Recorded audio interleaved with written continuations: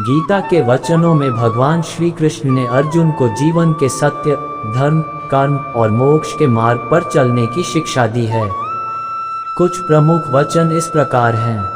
कर्मण्येवाधिकारस्ते मा फलेषु कदाचन, अर्थ तुम्हारा कर्म करने में ही अधिकार है, फल में नहीं। इसलिए फल की चिंता किए बिना अपने कर्तव्यों का पालन करो। योग कर्मसु कौशलम, अर्थ योग का मतलब अपने कर्तव्यों को कुशलता से निभाना है। अपने कार्य को पूरे मनोयोग और दक्षता के साथ करना ही सच्चा योग है। समत्वम योग उच्यते, अर्थ सफलता और असफलता में समानता बनाए रखना ही योग है। हर परिस्थिति में समानता का भाव ही सच्चा योग है। विरक्ति और भक्ति, श्री कृष्ण कहते हैं कि मनुष्य को माया से विरक्ति और ईश्वर के प्रति भक्ति का भाव रखना चाहिए, तभी वह जीवन में सच्चा सुख प्राप्त कर सकता है। सर्वधर्मान् परित्यज्य मामेकं शरणं व्रज, अर्थ सभी धर्मों को छोड़कर मेरी शरण में आ जाओ, मैं तुम्हारे सभी पापों का नाश करूंगा और तुम्हें मुक्ति प्रदान करूंगा। धृतराष्ट्र का मोह, गीता का प्रारंभ ही अर्जुन के मोह को दूर करने के उद्देश्य से हुआ है। अर्जुन युद्ध से पहले अपने स्वजनों को देखकर मोह में पड़ जाता है। तब श्री कृष्ण उसे समझाते हैं कि शरीर विनाशी है, आत्मा अविनाशी है। अर्थ ये शरीर नाशवान है लेकिन आत्मा अनश्वर है।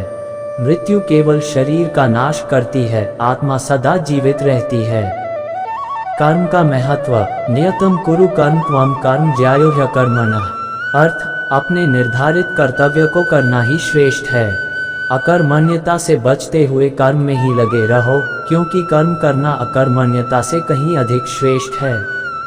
असंगता का महत्व, न हि कश्चित् क्षणमपि जातु तिष्ठत्य कर्मकृत, अर्थ कोई भी व्यक्ति बिना कर्म किए एक क्षण भी नहीं रह सकता।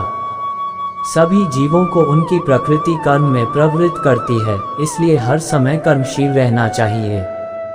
संकल्प और विश्वास, श्रद्धावान लभते ज्ञानम, अर्थ जो श्रद्धावान और आत्मसंयमी होता है वह ज्ञान को प्राप्त करता है।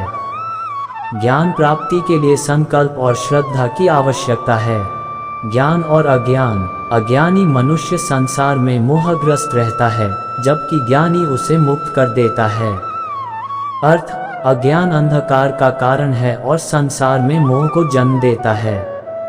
ज्ञान प्राप्त कर व्यक्ति इस मोह से मुक्त हो सकता है और सच्ची शांति पा सकता है। राग द्वेष का त्याग, ग्रेटर देन, राग और द्वेष से मुक्त होकर जो कर्म करता है वह सच्चा योगी है। अर्थ जब व्यक्ति राग द्वेष से ऊपर उठकर निष्काम भाव से कर्म करता है तो वह सच्चे योग का पालन करता है, तभी वह आत्म साक्षात्कार की ओर बढ़ सकता है।